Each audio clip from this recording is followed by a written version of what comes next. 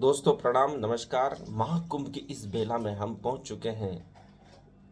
कम से कम 7-8 एपिसोड हो चुके हैं और आज जो मुख्य समस्या है आत्महत्या की, बच्चों के जो कोचिंग कर रहे हैं, पढ़ाई कर रहे हैं, कम नंबर आने से आत्महत्या कर रहे हैं, उस विषय पर चर्चा करेंगे और महाकुंभ से इसका क्या संबंध है उसके बारे में हम विचार करेंगे। हम देख रहे हैं कोचिंग संस्थानों में पढ़ने वाले बच्चे लगातार आत्महत्या क्यों कर रहे हैं। उनका आत्महत्या करने का कारण यह है कि उनके स्वधर्म और उनकी रुचि के अनुसार के विषय वह नहीं पढ़ रहे हैं, उन पर दबाव है श्रेष्ठ बनने का। लेकिन हम प्राचीन काल में देखें, भगवान बुद्ध, महावीर, उन्होंने राजसी शिक्षा जरूर प्राप्त की थी, लेकिन उनको लगा कि मेरा मार्ग कुछ और है। उन्होंने गृह त्याग किया, राजभोगों का त्याग किया और वन की ओर चले गए। आज भी हम महाकुंभ में देखते हैं आईआईटी और बड़े पढ़े लिखे हुए पीएचडी धारक साधु बन चुके हैं। वो दुनिया से उब चुके थे, लेकिन उन्होंने आत्महत्या का मार्ग नहीं चुना। सनातन धर्म की विशेषता यही है कि आपको कई ऑप्शन प्रदान करती है। यदि आप ये नहीं कर सकते तो वो कर लो, वो नहीं कर सकते तो ये कर लो।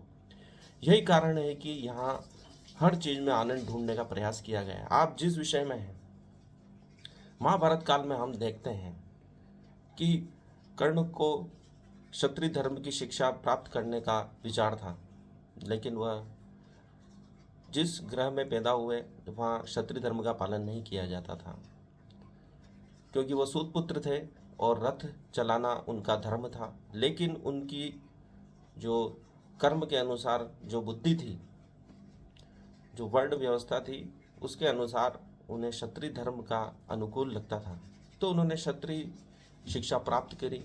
भगवान परशुराम से, द्रोणाचार्य जी से भी उन्होंने शिक्षा प्राप्त की थी। महाभारत में जो हम धारावाहिक में देखते हैं कि द्रोणाचार्य ने कर्ण को शिक्षा नहीं दी, लेकिन ऐसा नहीं है। कई दिनों तक उन्होंने द्रोणाचार्य के वहाँ शिक्षा प्राप्त की थी। फिर उनको लगा कि अर्जुन उनसे श्रेष्ठ हो सकता है, तो और उच्च शिक्षा प्राप्त करने के लिए वह अन्य गुरु को ढूंढने लगे और भगवान परशुराम जी के पास चले गए। इस प्रकार स्वधर्म के अनुसार और अपनी रुचि के अनुसार जो हम कार्य करते हैं उसमें अवश्य सफल होते हैं। यही हमको प्राचीन काल के इतिहास, कथाएं, पुराण हमको बताते हैं। लेकिन आज के समय में शिक्षा के मार्ग सीमित हो चुके हैं। कोचिंग संस्थाएं आत्मघातक शिक्षाएं प्रदान कर रही हैं, गला काट प्रतियोगिता सिखा रही हैं। हमें अपने स्वधर्म और अपनी रुचि का ध्यान रखना है। गीता में यही उपदेश दिया गया है कि अर्जुन, तेरा स्वधर्म क्षत्रिय होने में है, युद्ध करने में है, नहीं कि वनवास में चले जाने में है, तो युद्ध कर। इसी प्रकार हमें अपने स्वधर्म को ज्ञात करना होगा। स्टीव जॉब्स ने कहा था कि जब तक आपके रुचि का कार्य न मिल जाए, आप रुको मत, उसे ढूंढते रहो। जब वो मिल जाएगा तो आप 24 घंटे काम करोगे फिर भी नहीं थकोगे। दुनिया कहेगी कि तुम पिछड़ रहे हो, हार रहे हो, लेकिन आप उस कार्य को नहीं छोड़ोगे। एप्पल कंपनी जो स्टीव जॉब्स ने ही बनाई थी, उसी से उसको निकाल दिया गया था। लेकिन बाद में जब लगा कि भाई स्टीव जॉब्स ही इसके लिए उपयुक्त है, तो वापस वो आए और आज हम एप्पल की जो स्थिति देखते हैं वह उन्हीं के कारण है, उन्हीं के इनोवेशन से है, उन्हीं के विचारों से है, क्योंकि उन्होंने स्वधर्म को अपनाया। अपनी ही कंपनी से निकाल दिए जाने के बाद भी वो नहीं रुके हैं।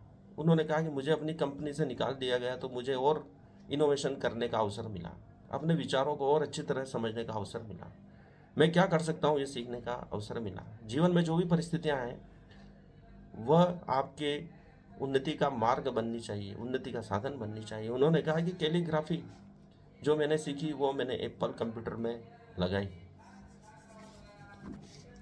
महाकुंभ के आईआईटी बाबा का एक प्रसंग है कि वो अपनी प्रेम प्रसंग में असफल हो गए तो वो बाबा बन गए। लेकिन ये सनातन धर्म की विशेषता नहीं है कि आप अपने किसी निजी कारणों से इस धर्म का पालन करें। मानवता की भलाई के लिए इसका मुख्य उद्देश्य है। भगवान बुद्ध ने मानवता की भलाई के लिए अपना गृह त्याग किया, शांति की तलाश में गृह त्याग किया। अहिंसा धर्म पालन करने के लिए महावीर स्वामी ने गृह त्याग किया। ये हमारी मुख्य परंपराएं जो हमें आत्मघात की नहीं बल्कि मनुष्यता के विकास की ओर ले जाती है। भारत ही वह देश है जो मोक्ष की बात करता है। बाकी सभी विश्व समुदाय स्वर्ग की बात करते हैं। मोक्ष से भी ऊपर की बात करने वाला हमारा सनातन धर्म है, जो सिर्फ मानवता के कल्याण के लिए कार्य कर रहा है। और इस महाकुंभ की बेला में जो बच्चे इस वीडियो को सुन रहे हैं वह अपने स्वधर्म को पहचाने, अपनी रुचि को पहचाने। और यदि आप अपनी शिक्षा प्रणाली में असफल हो रहे हैं तो कोई और मार्ग अपनाएं। महाकुंभ की इस बेला में कल्प वृक्ष का बड़ा महत्व जो प्रयागराज में स्थित, कहते हैं वो सदियों से, लाखों वर्षों से है। उसके नीचे इच्छा मांगने से सब इच्छाएं पूरी हो जाती हैं।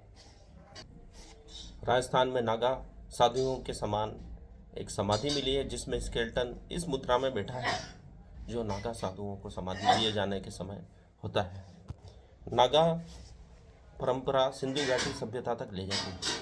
ऐसे लाखों वर्षों पुरानी हमारी सभ्यता, उनके अनुयायी जो इस संस्कृति को लाखों वर्षों से बचाए हुए हैं, उसमें आत्महत्या का कोई विकल्प नहीं है। आत्महत्या शब्द हमारी सनातन संस्कृति में है ही नहीं। हमने मोक्ष समाधि की बात की है, इसलिए वापस हमें अपनी संस्कृति से जुड़ना होगा। जो बच्चे अपनी शिक्षा प्रणाली से असंतुष्ट हो गए हैं उन्हें अपने सनातन धर्म की शिक्षा देनी होगी ताकि उन्हें और विकल्प मिले जीवन के, क्योंकि शिक्षा प्रणाली उनकी इच्छाओं की पूर्ति नहीं कर पा रही है। ये भारत के स्वधर्म के अनुकूल नहीं है। हमारी जो शिक्षा प्रणाली प्राचीन काल की थी वह हमारे स्वधर्म के अनुकूल है। जो गुरुकुल प्रणाली थी वो शिष्य के अवलोकन पर आधारित थी। गुरु शिष्य का अवलोकन करता था, वह पता लगाता था कि ये क्या शिक्षा प्राप्त करने के योग्य है। हम सभी को आज भेड़ चाल के रूप में एक ही शिक्षा दे रहे हैं। वापस हम उस क्लर्क वाली शिक्षा की ओर ही बढ़ रहे हैं जो मेकाले ने दी थी। वह सिर्फ भारत के नागरिकों को क्लर्क बनाना चाहता था, उन्हें शिक्षा नहीं देना चाहता था। आज भी एक रूपता वाली शिक्षा प्रणाली हमारे बच्चों के लिए घातक हो रही है। उन्हें वह शिक्षा दी जानी चाहिए जो उनके स्वधर्म के अनुकूल है। हर शिष्य को गुरु के द्वारा यह बता देना चाहिए कि तू किस शिक्षा के लिए, किस विषय के योग्य है, तभी हम अपने बच्चों को उन्नति के मार्ग पर ले जा पाएंगे। स्वीडन में या अन्य देशों में ऐसी शिक्षा प्रणाली है जो गुरुकुल शिक्षा प्रणाली के समान है। उसमें बच्चों की रुचि के अनुसार पढ़ाया जाता है। वे विषय नहीं पढ़ाए जाते हैं जो वह पढ़ नहीं सकता, फिर वह उसी में उन्नति करता है। तो इस महाकुंभ की मेला में हम अपने बच्चों को निराश न करें, उन्हें प्रोत्साहित करें, उनकी स्वधर्म रुचि के अनुसार विषय दिलाएं। सबको एक जैसा डॉक्टर, इंजीनियर, कलेक्टर बनाने की आवश्यकता नहीं है। वह जिस मार्ग पर जाना चाहता है उसमें सहयोग करें, चाहे वो चित्रकला हो, संगीत हो, कंप्यूटर हो। कई ऐसे विषय हैं जिसमें बच्चे अपनी उन्नति कर सकते हैं, बस उन्हें अपनी रुचि का ज्ञान होना चाहिए। धन्यवाद, प्रणाम। मुझे पूरा सुनने के लिए हार्दिक आभार।